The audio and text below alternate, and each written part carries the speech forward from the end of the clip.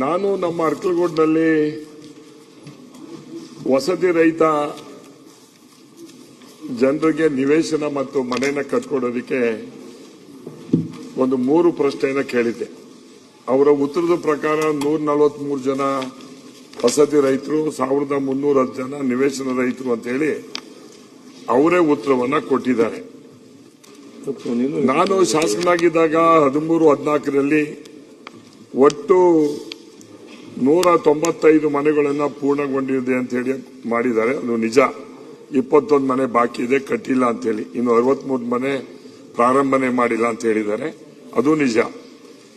ಈಗ ಎರಡನೇ ಪ್ರಶ್ನೆ, ಈ ನಮ್ಮ ಅರ್ಕಲಗೂಡಿನಲ್ಲಿ ಕೊಳಗೇರಿ ಅಭಿವೃದ್ಧಿ ಮಂಡಳಿಯಿಂದ ಈ ಎಡಿ ಕಾಲೋನಿ ಮತ್ತು ಕೊಳಚೆ ಪ್ರದೇಶದಲ್ಲಿ ವಾಸವಾಗಿರ್ತಕ್ಕಂಥ ಕೆಲ್ಲೂರುಪೇಟೆ, ಮಾಚಗೊಂಡನಹಳ್ಳಿ ಇದರಲ್ಲಿ 220 ಮನೆಗಳು ಮಂಜೂರಾಗಿದ್ದು ಎಲ್ಲಾ ಮನೆಗಳು ಪೂರ್ಣಗೊಂಡಿದೆ ಅಂತ ಹೇಳ್ತಾರೆ. ಅದು ಮಾನ್ಯ ಮಂತ್ರಿಗಳದು ಪೂರ್ಣಗೊಂಡಿಲ್ಲ, ಸ್ವಲ್ಪ ವಿಚಾರಿಸಬೇಕು ಅದನ್ನ. ಅದಾದ್ಮೇಲೆ ನಾನು ಮಂತ್ರಿ ಆಗಿದ್ದಾಗ ಫಾರಂ 53ನಲ್ಲಿ ರೈತರು ಅಪ್ಲೈ ಮಾಡಿದ್ರು.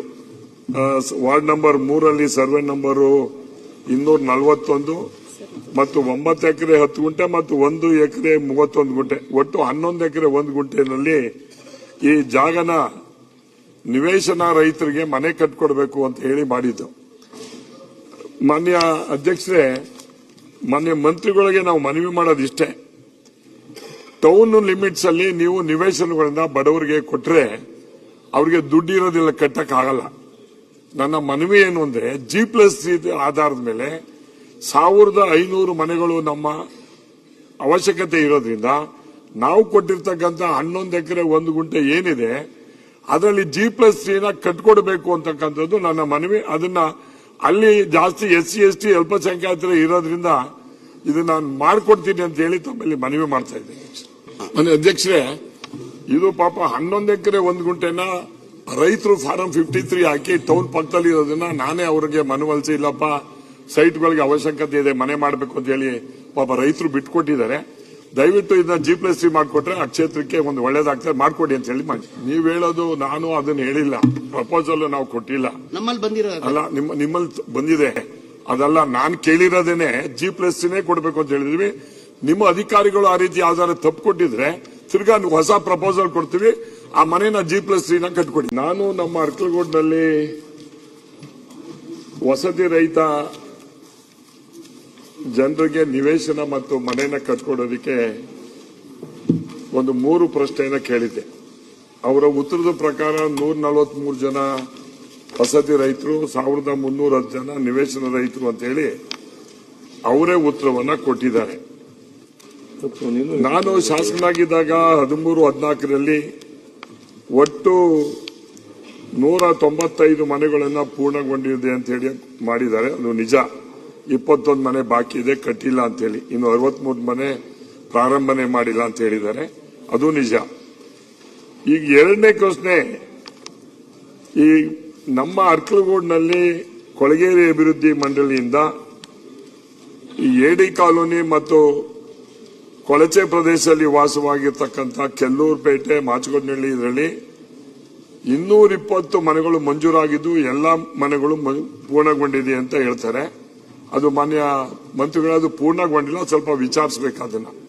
ಅದಾದ್ಮೇಲೆ ನಾನು ಮಂತ್ರಿ ಆಗಿದ್ದಾಗ ಫಾರಂ 53ನಲ್ಲಿ ರೈತರು ಅಪ್ಲೈ ಮಾಡಿದ್ರು. ವಾರ್ಡ್ ನಂಬರ್ 3ರಲ್ಲಿ ಸರ್ವೆ ನಂಬರ್ 241 ಮತ್ತು 9 ಎಕರೆ 10 ಗುಂಟೆ ಮತ್ತು 1 ಎಕರೆ 31 ಗುಂಟೆ, ಒಟ್ಟು 11 ಎಕರೆ 1 ಗುಂಟೆನಲ್ಲಿ ಈ ಜಾಗನ ನಿವೇಶನ ರೈತರಿಗೆ ಮನೆ ಕಟ್ಕೊಡ್ಬೇಕು ಅಂತ ಹೇಳಿ ಮಾಡಿದ್ದು.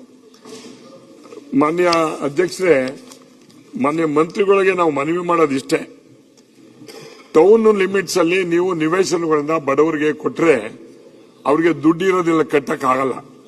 ನನ್ನ ಮನವಿ ಏನು ಅಂದ್ರೆ G+3 ಆಧಾರದ ಮೇಲೆ 1500 ಮನೆಗಳು ನಮ್ಮ ಅವಶ್ಯಕತೆ ಇರೋದ್ರಿಂದ ನಾವು ಕೊಟ್ಟಿರ್ತಕ್ಕಂಥ 11 ಎಕರೆ 1 ಗುಂಟೆ ಏನಿದೆ ಅದರಲ್ಲಿ G+3 ಕಟ್ಕೊಡ್ಬೇಕು ಅಂತಕ್ಕಂಥದ್ದು ನನ್ನ ಮನವಿ. ಅದನ್ನ ಅಲ್ಲಿ ಜಾಸ್ತಿ SC ST ಅಲ್ಪಸಂಖ್ಯಾತರು ಇರೋದ್ರಿಂದ ಇದು ನಾನು ಮಾಡ್ಕೊಡ್ತೀನಿ ಅಂತ ಹೇಳಿ ತಮ್ಮಲ್ಲಿ ಮನವಿ ಮಾಡ್ತಾ ಇದ್ದೇನೆ.